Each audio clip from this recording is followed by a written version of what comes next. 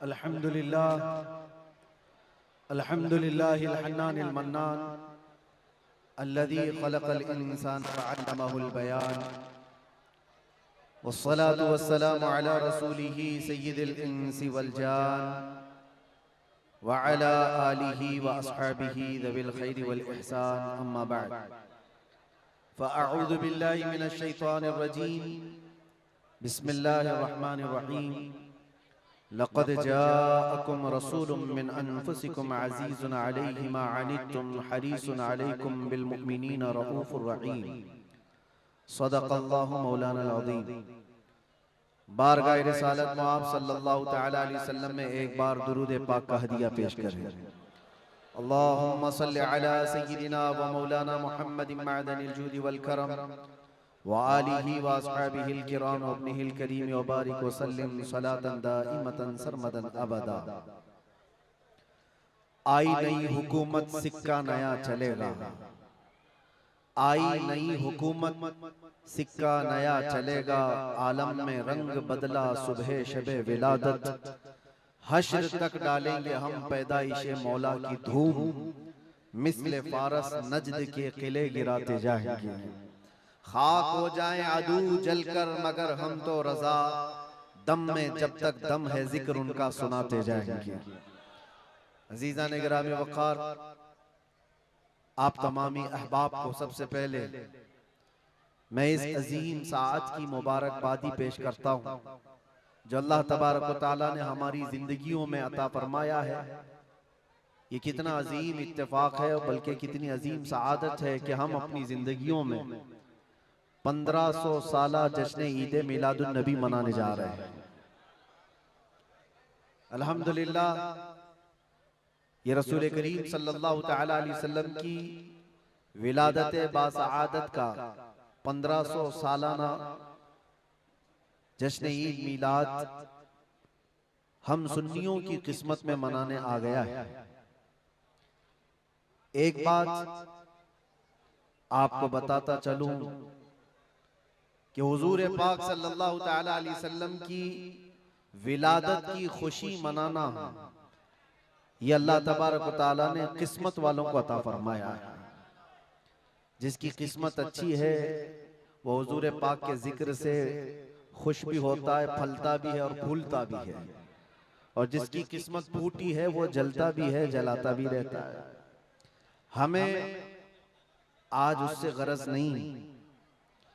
आप शरीयत के हुदूद में रह करके हुजूर पाक सल्लल्लाहु अलैहि वसल्लम की आमद की जितनी खुशियां मनाएं वो कम है। जितना हुक्म हमें दिया गया है उन सारी खुशियों के साथ आप लोग मियां साल भर में एक बार थोड़ी ना मीलाद मनाने की खुशी है, और एक साल ही नहीं। हमारा मसलक तो ये है कि इस साल ही ईद मिलाद नहीं मनाएंगे, बल्कि हश्र तक डालेंगे हम पैदाइशे मौला की थू, और बल्कि ये अपना अकीदा बना करके चलो, दम में जब तक दम है जिक्र उनका सुनाते जाएंगे। और हो सकता है प्रोग्राम के लिए, स्टेज के लिए और फिर माहौल बनाने के लिए परमिशन लेना पड़ता हो, लेकिन हुजूर पाक का जिक्र करने के लिए किसी सुन्नी को किसी के परमिशन की जरूरत नहीं। आशिक रसूल उसका अकीदा तो ये है, मैं वो सुन्नी हूं जमीले कादरी, मरने के बाद मेरा लाशा भी कहेगा अस्सलातु वस्सलाम। हमारा तो ये तौर तरीका है। आज सुन्नियों की किस्मत में ये मीलाद की जो घड़ी आई है, सबसे पहले तो मैं गुजारिश करूंगा कि अल्लाह के नबी सल्लल्लाहु तआला अलैहि वसल्लम की बारगाह में वो खिराज अकीदत पेश करो कि ये तारीख बन जाए, बल्कि इस्लाम की तारीख का एक अजीम हिस्सा अभी इस साल आपको मिलने वाला है। पूरी इस्लामी तारीख में ये तारीख बनने जा रही है कि 1500 सालाना जश्न ईद मिलादुन नबी अल्लाह ने हम गुनहगारों को अता फरमाया है। और ये किस्मत नहीं है तो और क्या है मेरे अज़ीज़ों। लेकिन साथ में ये भी मैं आपको बता दूं कि हुजूर पाक सल्लल्लाहु तआला अलैहि वसल्लम की मिलाद की खुशी क्या ये कुरान और हदीस से साबित है भी कि नहीं है, क्योंकि अभी ये 10 दिन बचे हैं 12वीं शरीफ को। एक बात कान खोल करके सुन ले, मैं कुरान और हदीस की दलाइल की तरफ आता हूं बाद में, लेकिन एक बात वजाहत के साथ कहता हूं। हुजूर पाक सल्लल्लाहु ताला अलैहि वसल्लम की विलादत बासआदत 12 रबीउल अव्वल शरीफ को हुई। असह रिवायात और अरजह रिवायात के मुताबिक हर साल हुजूर की विलादत की खुशी हम 12 रबीउल अव्वल को ही मनाएंगे, अगरचे किसी और की तरफ से, डिपार्टमेंट की तरफ से या पुलिस वालों की तरफ से जुलूस किसी और भी दिन निकलता हो, 12 रबीउल अव्वल को 12वीं ही होगी। हुजूर पाक सल्लल्लाहु ताला अलैहि वसल्लम की विलादत 12 रबीउल अव्वल शरीफ को हुई और ये कयामत तक डेट बदली नहीं जाएगी इंशाअल्लाह। और जो कुरान और हदीस की बात मैं अर्ज कर रहा हूं, सबसे बड़ी बात तो ये है, आप रसूल पाक सल्लल्लाहु अलैहि वसल्लम को खुदा समझते हैं या खुदा का रसूल समझते हैं? खुदा का रसूल समझते हैं तो फिर मीलाद मनाओ, इसलिए कि खुदा की मीलाद नहीं हो सकती। खुदा की मीलाद नहीं हो सकती क्योंकि अल्लाह के बारे में अकीदा क्या है हमारा? लम यलिद वलम यूलद, वो ना किसी से पैदा हुआ ना उससे कोई पैदा होगा। अल्लाह किसी से पैदा नहीं हुआ और अल्लाह के पैदा होने की कोई तारीख नहीं बनाई जा सकती, उसकी मीलाद नहीं हो सकती। और रसूल पैदा हुए हैं 12 रबीउल अव्वल शरीफ को। आपकी माँ भी है और आपके बाप भी हैं और आपसे भी लोग, आपसे भी बच्चे पैदा हुए हुजूर पाक सल्लल्लाहु अलैहि वसल्लम से। तो हम पूरी दुनिया में हुजूर की मीलाद मना करके शिर्क को तोड़ने वाला अमल करते हैं, शिर्क को तोड़ने वाला अमल करते हैं। कोई हमारी तरफ जो शिर्क का फतवा देता है उसे कान खोलकर सुन लेना चाहिए। मीलाद मनाकर हम बताते हैं हम मोहम्मद अरबी सल्लल्लाहु अलैहि वसल्लम को खुदा नहीं समझते बल्कि खुदा का रसूल समझते हैं। अगर खुदा समझते या खुदा के बराबर समझते तो हुजूर की मीलाद कभी नहीं मनाते, क्योंकि अल्लाह की मीलाद नहीं मनाई जाती तो हम रसूल की भी मीलाद नहीं मनाते। दोनों को अगर बराबर समझते नहीं, हम सुन्नियों का अकीदा ये है, मैं मानता हूं अक्ल वालो मेरा मोहम्मद खुदा नहीं है, मगर दिलों में ये नक्श कर लो कि वो खुदा से जुदा नहीं है। यह हमारा है। रसूल करीम सल्लल्लाहु ताला अलैहि वसल्लम की मीलाद मनाना शिर्क को तोड़ने वाला अमल है, शिर्क को खत्म करने वाला अमल है। और आपको एक बात ये भी बता दूं, हुजूर अकरम सल्लल्लाहु ताला अलैहि वसल्लम की विलादत जिस दिन हुई थी पूरी कायनात में बहुत कुछ तब्दीलियां आई थी, जो सही रिवायात में मौजूद हैं। बहुत तब्दीलियां आई थी। अरब उस वक्त जो रेगजार था, सहरा था, सब्जा देने लग गया, बारिशें बराबर होने लग गई। अरब में आज भी बारिश नहीं होती है, साल में 2-4 बार बारिश के कतरात गिर गए, अलग बात है। मौसम बाज़ाब्ता जैसे बारिश का यहाँ होता है नहीं होता। लेकिन जिस साल हुजूर पाक सल्लल्लाहु अलैहि वसल्लम की विलादत होने वाली, अरब में सब्जे उगने लग गए हैं या बारिश होने लग गई है। और उस साल जो हालात की तब्दीली थी, मुल्क शाम में एक नदी जो सूख चुकी थी वो अचानक जारी हो गई, पानी भर आया। और एक नदी जो हमेशा बहती वो अचानक सूख गई। एक आतिश कदा था 1000 साल से जिसकी आग को बुझने नहीं दिया गया था ईरान के नुजूमियों ने, आतिश परस्तों ने, अचानक वो आग भी गुल हो गई। एक ही दिन में सब चीजें हो रही हैं। और कायनात में ये जो बड़ी बड़ी तब्दीलियां हुई थी, उस दिन एक और तब्दीली, बुत सारे औंधे मुंह गिरे हुए थे। जो 12 रबीउल अव्वल शरीफ का दिन था, ये सही रिवायात से मैं बता रहा हूं, बुत औंधे मुंह गिरे हुए। लेकिन एक बहुत बड़ा मसला हुआ था जिसकी तरफ इमाम अहले सुन्नत फाजिल बरेलवी रहमतुल्लाह ताला अलैह अपने शेर में इशारा करते हुए फरमाते हैं, क्या एक बहुत बड़ी तब्दीली ये हुई थी कि मुल्क फारस का जो बादशाह है किसरा, उसका किला इतना मजबूत था कि उसकी हिफाजत के लिए 1 लाख फौजी खड़े रहते थे, सिर्फ किले की हिफाजत के लिए। और वो किला इतना मजबूत कि उनका दावा था, उनका चैलेंज था कि इसको कोई तोड़ नहीं सकता, इसको मिटा नहीं सकता। लेकिन 12वीं शरीफ का दिन या सुबह के वक्त अचानक किले के अंदर जलजला आया और दीवार फट गई। और ऐसी फटी कि उसमें से एक आदमी जा सकता है, आ सकता है। आज भी वो शकशुदा दीवार के साथ किला मौजूद है इराक में, जिसको किलातुल किसरा कहा जाता है आज भी। अब आप अंदाजा करें 2000 साल से वो किला आज तक मौजूद है, तो उस वक्त कितना मजबूत रहा होगा। उस वक्त किले के अंदर जलजला आया और तख्त उलट गया, दीवार में दरार पड़ गई, वो दरार आज भी मौजूद है। बादशाह हैरान और परेशान।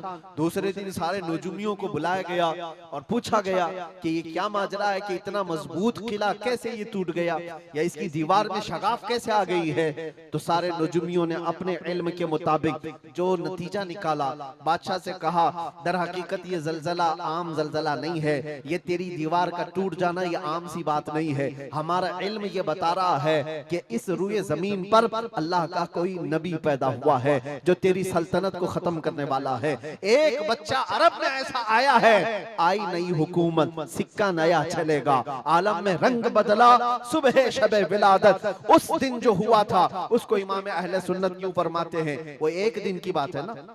हुजूर की विलादत हुई, फारस के किले में क्या हुआ, जलजला आया। हुजूर की विलादत इधर मक्का में हुई और मुल्क फारस में जलजला आया और किले के अंदर दरार आई। अब सुनो, आला हजरत कहते हैं हश्र तक डालेंगे हम पैदाइश मौला की धूम, यानी कयामत तक हम रसूलुल्लाह की मिलाद का जिक्र धूमधाम से मनाएंगे। इसका असर क्या होगा, फारस में तो देखा था किले में जलजला आ गया था, हुजूर के पैदाइश के जिक्र से ही किला हिल गया था।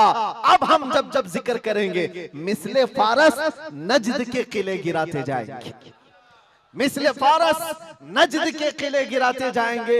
आज जिन लोगों के किले गिरते हैं या हिलते हैं वो जिक्र मुस्तफा से ही गिरते हैं, लेकिन उसका हमें कुछ असर नहीं होना चाहिए। खाक हो जाएं अदू जलकर मगर हम तो रजा, दम में जब तक दम है जिक्र उनका सुनाते जाएंगे। अजीजा ने गिरामे वक़ार, मैं बहुत छोटे से वक्त के लिए आपके पास आया हूं, लेकिन एक अजीम मैसेज देकर के कि मिलाद मुस्तफा सल्लल्लाहु अलैहि वसल्लम के मौके पर सारे सुन्नियों को यह चाहिए कि सिर्फ झंडे लगाने और कुमकुमे लगाने और बड़े बड़े नारे लगाने से ही ईद मिलादुन नबी का आप एहतमाम नहीं कर रहे हो, बल्कि हर सुन्नी आशिक रसूल को चाहिए कि वो इस मौसम में नहीं बल्कि पूरी जिंदगी उसकी है, लेकिन इस मौसम में खास तौर पर अपने नबी पाक सल्लल्लाहु अलैहि वसल्लम की सीरत तो पढ़ ले, मेरे आका सल्लल्लाहु अलैहि वसल्लम की बायोग्राफी मालूम हो जाए, हुजूर पाक की जिंदगी को समझ जाएगा।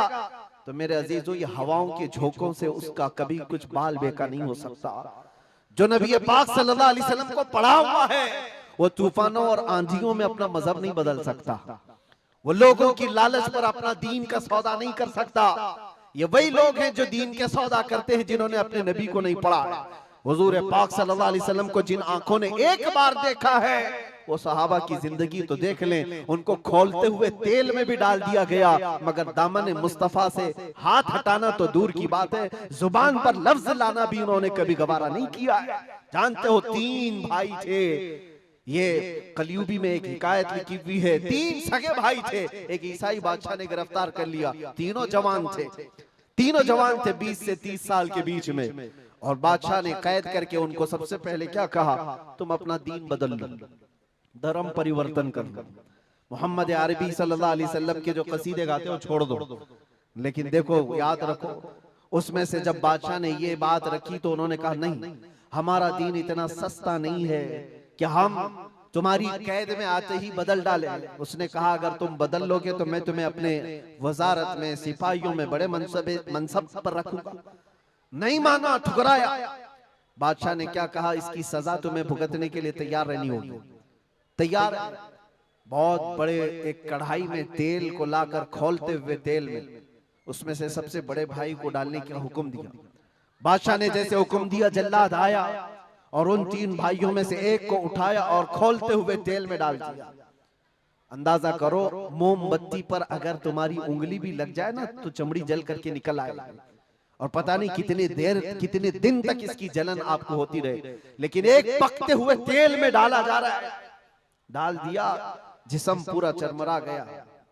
थोड़ी देर गुजरी, 2 भाई और मौजूद, दूसरे को बुलाया गया, देखा तुम्हारे भाई का हश्र क्या हुआ है, तुम अगर बादशाह की पेशकश को कबूल कर लो तो शायद तुम्हारी जान बच सकती है। दूसरे ने मुस्कुराया और कहा, वही शायद उनकी ही जुबान थी जो बरेली से यूं आती है, जिंदगी ये नहीं किसी की किसी के लिए, जिंदगी है नबी की नबी के लिए। मेरे बड़े भाई को जलाने के बाद अब तो तुमने और भी मुश्किल कर दिया है फैसला। मैं इस बात के लिए तैयार हूं कि इससे बड़े तेल में भी मुझे डाला जाए, लेकिन जुबान पर मेरे मुस्तफा के दामन को छोड़ने वाली बात कभी नहीं ला सकता। दूसरे भाई को भी उठाया गया और खोलते हुए तेल में डाल दिया। दो भाइयों की शहादत हो गई जगह पर ही। वो तेल में डालना जुबान पे अल्फाज हो सकता है, आसानी से हम बोल रहे हैं और आप आसानी से सुन रहे हैं। प्रैक्टिकल जिसके साथ होगा वो अंदाजा कर सकता है दर्द और कर्ब किसको कहते हैं, शिद्दत की तकालीफ किसको कहते हैं। मेरे अजीजों, तीसरा जो नौजवान था वो बहुत ही कम उम्र का था, 22 से 23 साल का होगा। बादशाह का जो वजीर वहां पर था, उसने देख करके बादशाह से कहा, इस लड़के को मेरे हवाले कर दीजिए, मैं इसको बदल करके लाऊंगा, मेरा चैलेंज है। क्यों जान इसकी भी ले लेंगे, मैं इसको बदल करके लाऊंगा। इतने मजबूत लोग कैसे हो सकते हैं अरब के कि खोलते हुए तेल में इनके भाइयों को डाला गया, तब भी ये बदल नहीं रहे। दो को मरते हुए, अरे यहाँ एक को डंडा पड़ते हुए देखकर सारे भाग जाएं, और ये दो को जलते हुए देख करके भी टस से मस नहीं होते। कैसा अकीदा है, कैसा तसल्लुब है इनका। बादशाह ने कहा, किस बात पर तुम्हें यकीन है कि इसको तुम बदल लाओगे। उसने कहा, मुझे भरोसा है, आप मुझे दीजिए 1 महीने का टाइम, इसको बदल कर न लाऊं तो फिर मुझे आप जो सजा दे। बादशाह ने कहा, ठीक है ले जाओ। तीसरे को खोलते हुए तेल में डालने की बजाय बादशाह ने अपने वजीर के हवाले कर दिया। और दुनिया देखो वो मेरे अजीजों, याद रखो, आशिकाने मुस्तफा से 2 इम्तिहान हर जमाने में होते रहेंगे, आज भी हो रहे हैं और होते रहेंगे। पहला इम्तिहान, मौत से डरा करके तुम्हारा दीन छीन लिया जाएगा। मौत से डरा करके ये हो जाएगा, वो हो जाएगा, तुम्हें ये कर दिया जाएगा, वो कर दिया जाएगा। मौत का डर, खौफ तुम्हारे कदमों में डगमगाहट लाने के लिए लाया जाता है। अगर मौत से नहीं डरता कोई आदमी तो उसके साथ दूसरा पेंतरा क्या खेला जाता है। ये दुनिया का दस्तूर है, हमेशा से जब देखती है दुनिया के ये मौत से डरता नहीं है, तो फिर इसको औरत और दौलत की लालच से खरीदने की कोशिश की जाती है। ये 2 चीजें ऐसी हैं जो अच्छे अच्छों का सौदा कर जाती हैं। बहुतों ने अपना ईमान सिर्फ शबाब पर बेच दिया है, हुस्न शबाब को देख करके। औरतों के दिल दादा हुए या दौलत के दिल फरेब हो गए और उन्होंने अपना दीन का सौदा कर लिया है।